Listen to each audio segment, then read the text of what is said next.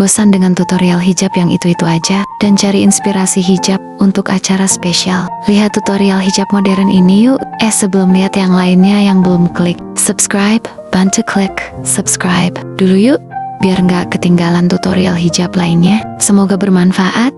Dan yang udah klik subscribe, semoga rezekinya makin berlimpah, sehat selalu, dan diberi kebahagiaan di dunia dan di akhirat.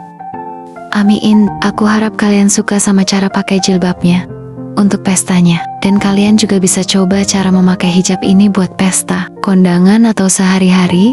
Karena tutorial hijab di channel Asri Sophia bakalan share tutorial hijab yang kekinian dan simple banget tanpa ribet. Semoga tutorial cara pakai hijab ini bermanfaat ya. Thank you for watching.